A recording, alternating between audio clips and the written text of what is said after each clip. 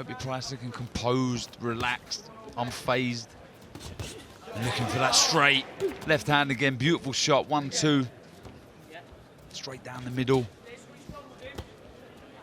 Now, when I was doing my research for this fight, I see that both fighters fought a fighter called Joel Sanchez in 2019, a month apart, and both of them won. And I was looking at this thinking it would be a close fight. Oh, Barry, you weren't even the best fighter on your street.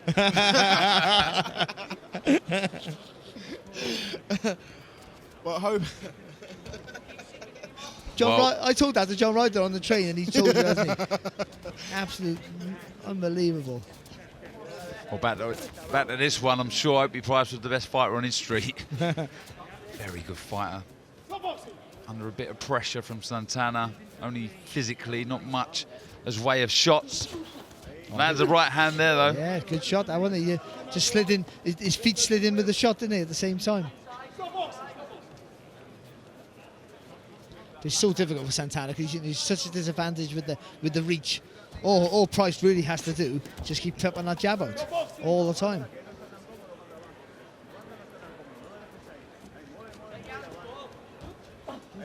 They're just happy to move on the back foot. Opie Price trying to draw Santana in like he does there, just missing with that left hand. Santana's starting to plant his feet a little bit now, and that's a straight left down the body there. That was certainly a knockdown. He may have been treading on the front foot. I didn't see it, but the shot certainly did land to the body of Santana. He was square-footed, so he's not hurt, but it's a knockdown because he hit him on the chest there. But I think he was just square-footed there, Santana, when he got caught. Nothing heavy. There's still a 2-point margin now for him.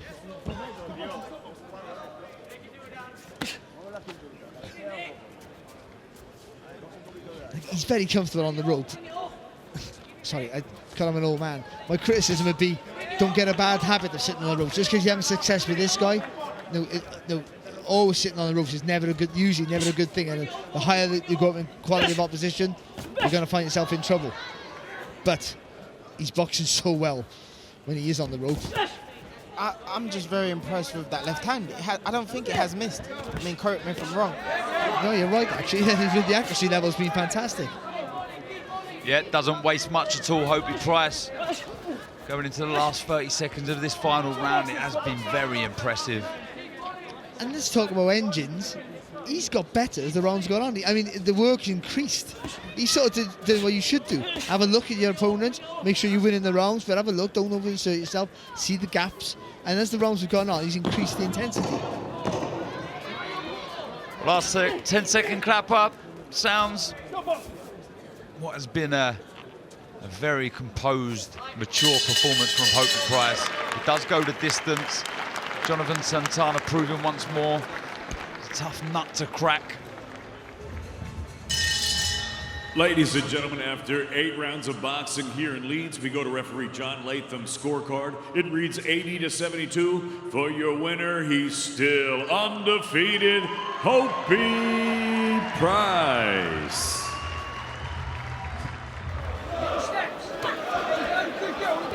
Again, you can't fault the effort, can you, Nina, of Rueg? Yeah, she keeps coming and she keeps trying. You can see why she's never been stopped. Finding the range again with that right hand over the top, Barry. And following with the left hook there as well, there, Courtney. Oh, another good shot. Yeah, he's touching it before, Barry. She really is proving that she's got a fantastic chin. What is it, Courtney, as well? Oh, good shot. It's a lovely right hand. She transfers the weight. By dipping the head over to the left, it transfers all our weight over, so it gives you like a real pendulum motion.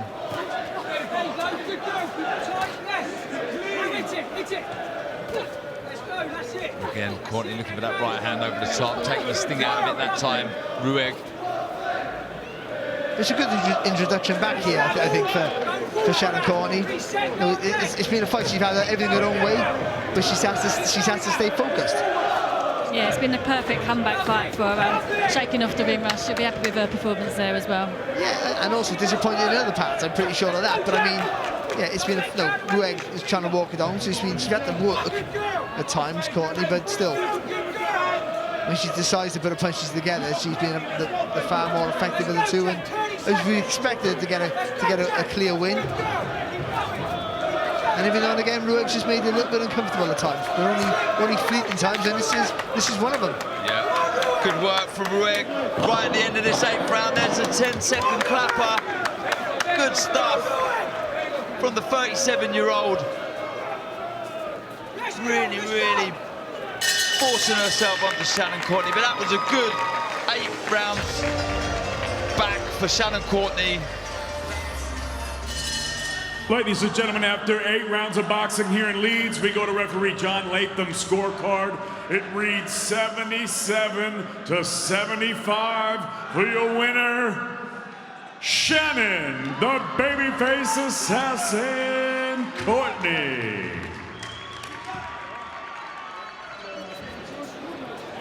Just like to see Metcalf get the right hand over the jab of Pennington's as well.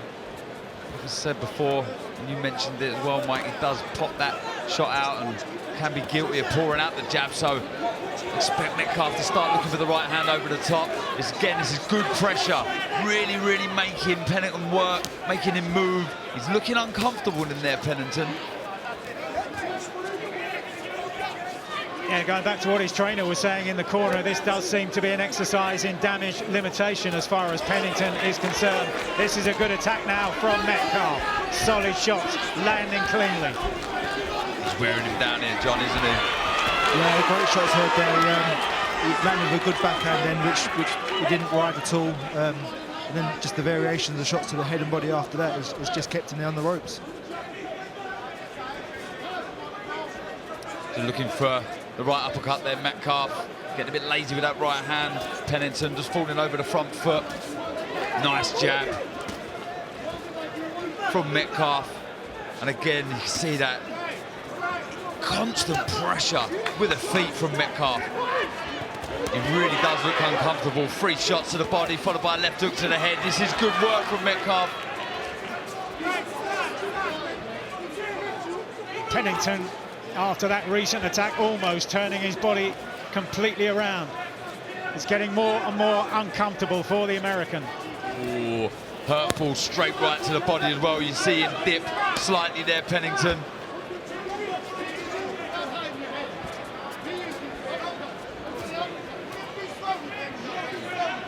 Well, he talked the talk at the press conference, Pennington, talking about the biggest night of his life, but he isn't treating it like that as we get close to the halfway stage of the contest,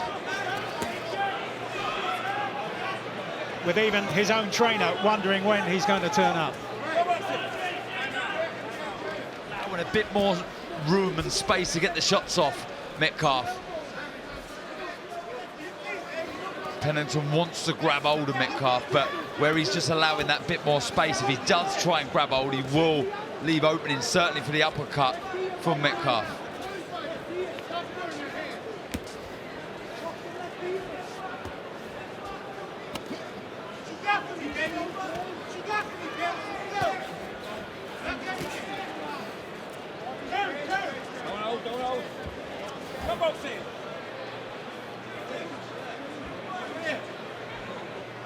Pennington's almost going over now with free will, so it's just what has he got left to give in this fight now? Yeah, absolute survival mode. 3 rounds after this. You get the impression one clean, hard combination from Metcalf might be enough here to persuade Howard Foster that it's time to call it off. I think the bell come right just at the right time there.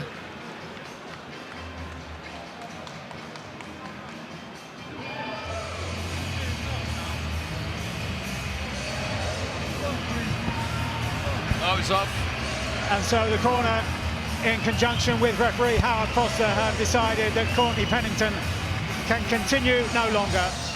And that message will soon be imparted. It hasn't yet to Joe McNally and JJ Metcalf over in the other corner.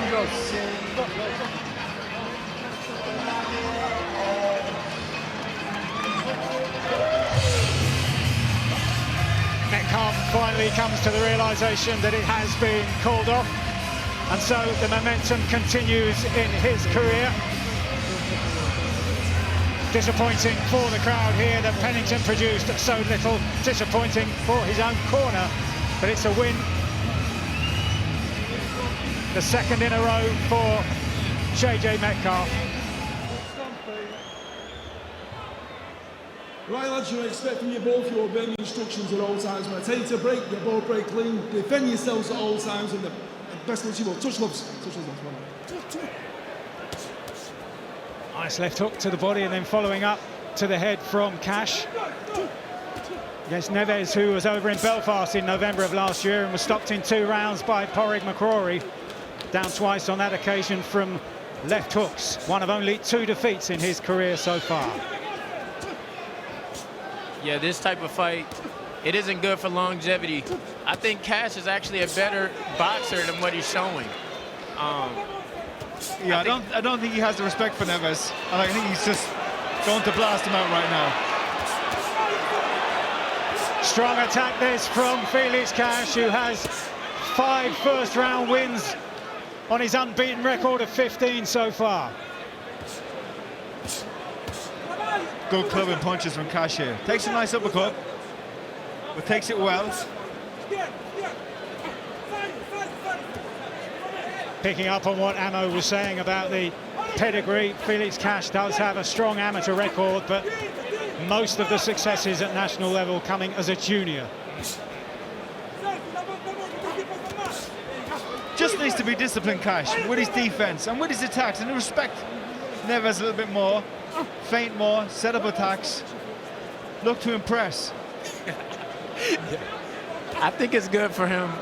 I think it'll be better for him to start boxing. I mean, not only is it a smart thing for him to get, you know, to stay safe, to get the rounds in would be great. This is like an elevated sparring match for him right now, so he should be getting the rounds in and really utilizing his time correctly. Because our fight will not mirror this whatsoever. Our fight will not mirror this. Let's see if he turns it on and makes a big statement in this 8th round. I think Neves will try and come on heavy in this last round. He knows his last chance to lose on big right hand to start it. This is his last chance. And that says a lot. That says a lot that Neves wants to win, and he's not discouraged at all. He wants to win this fight. He believes he can win the fight. And that says a lot. That says a lot about Cash's performance as he just took a big right hand. And Cash at this stage opting out of looking for the grandstand finish on his part. Sticking to the boxing which has served him so well for so much of the contest after giving Neves so many chances in the first couple of rounds. And Mikey's had a long layoff. And sometimes this will probably serve him better than coming out and getting a 1 round or 2 round knockout. Getting the rounds in and getting ready for the man next to me here. Yeah. Repeating what Ammo said earlier in the contest, better than any 8 rounds of sparring he could have got in any gym anywhere.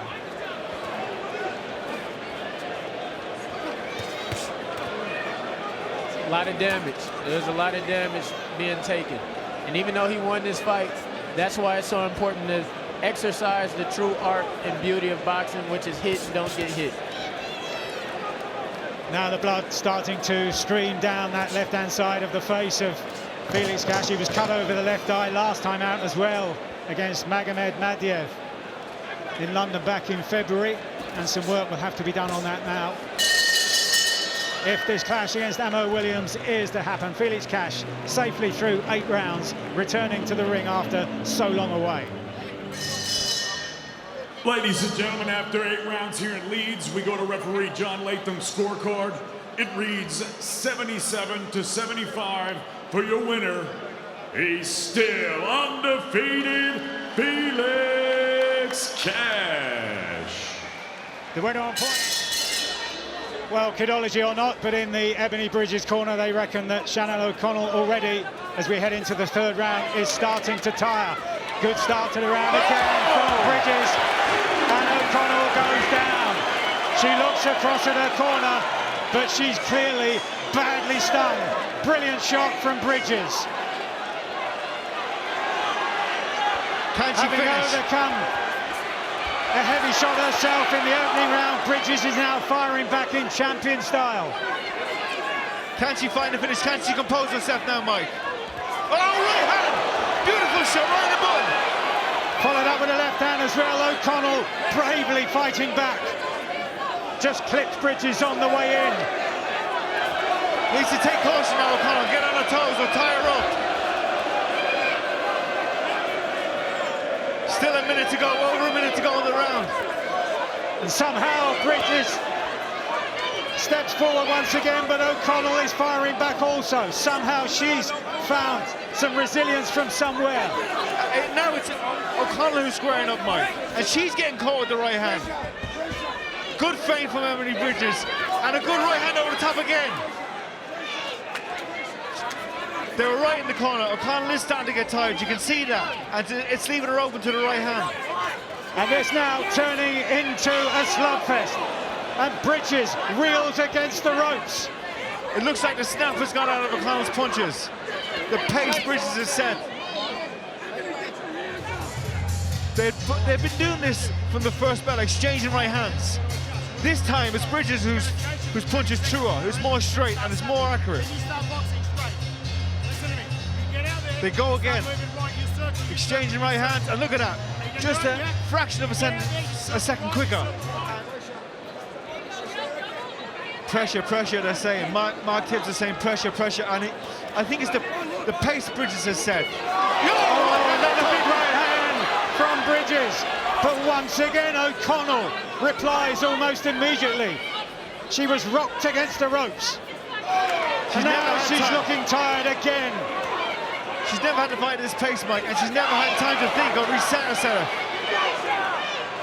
Real power in these shots from Ebony Bridges inside the last half a minute of the fourth round.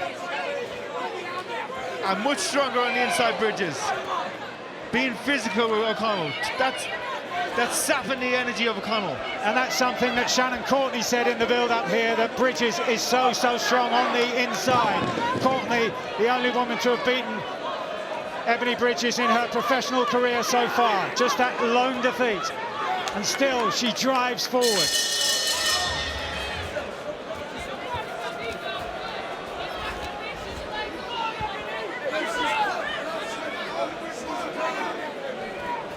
Needs to keep her shape, Bridges and O'Connell. Marching down, and Howard Foster steps in. Yes! And it's all over.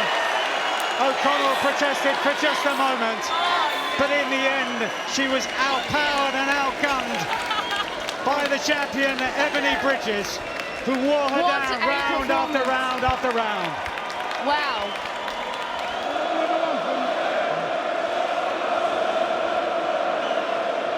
Okay, lads, obey my commands. In the event of a knockdown, the fighter standing will go to the furthest neutral corner and stay there. Protect yourself at all times, touch gloves. And when he lands now, you can hear it ringside. You can hear the thud of it. But he winds up, he throws it from a mile away. Surely Warrington can start to counter him. Take his time, set himself.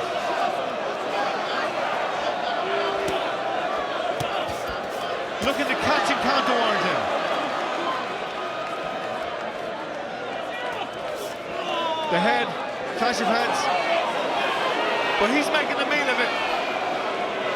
Absolutely, and his team have been doing that throughout the build-up, referencing Kiko Martinez last time out and Mauricio Lara the time before that over at Headingley.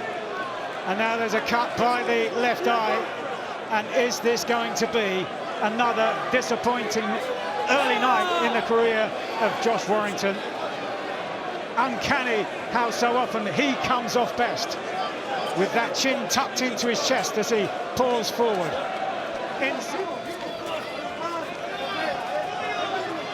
Lopez talking to Warrington, looking like a man born to the World Championship stage. He's got a narrow lead on our card as blood starts to trickle again from that left eye.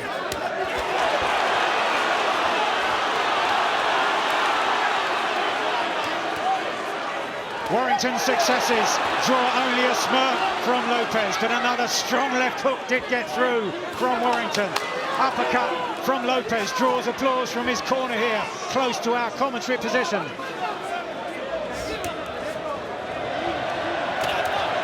Just like that, a flush left hook. But it doesn't seem to have any effect on him.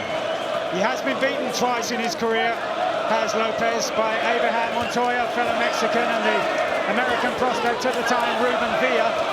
But the second of those was back in 2019, and a good right hand from Warrington. And Lopez was forced to just regather himself in a brief moment, bending over there as we reach the halfway stage of round 7. Compelling contest, as we've said so often in the career of Josh Warrington. What can Warrington dredge up here on what is one of the hardest, toughest nights of his career so far, his 13-year professional career? Good shots from Warrington. Feint and jab, feint up jab.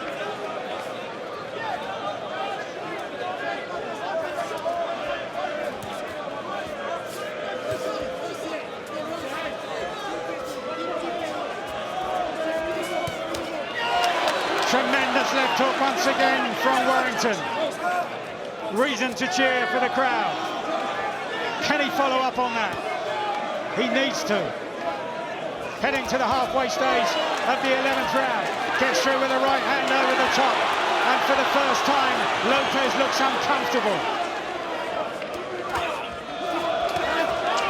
Good work to the body from Warrington.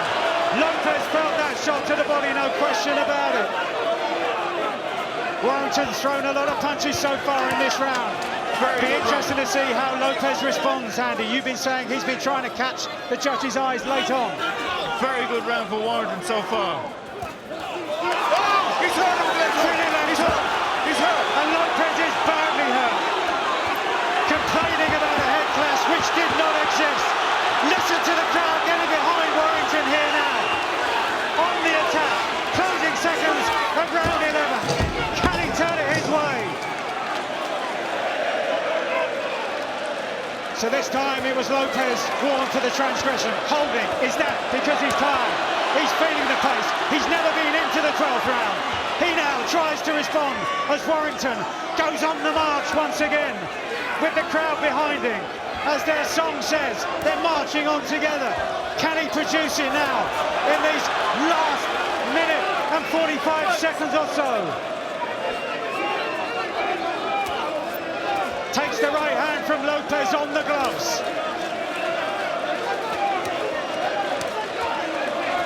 A minute to go. Even this last minute could be crucial. Big left hook from Warrington.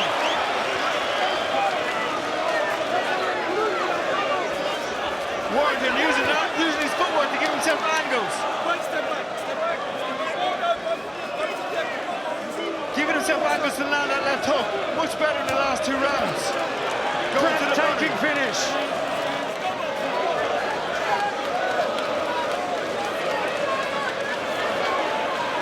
For so long it looked as though Lopez would be ripping the belt from the waist of Warrington, but what a comeback it's been. As his dad said in the corner ahead of this round, that's why you're world champion, because you've produced what you've produced over the last 4 rounds. And again he catches Lopez. Again Lopez has to hold on. Brilliant finish from Josh Warrington. Has it been enough? He raises his arm. He thinks he's done enough.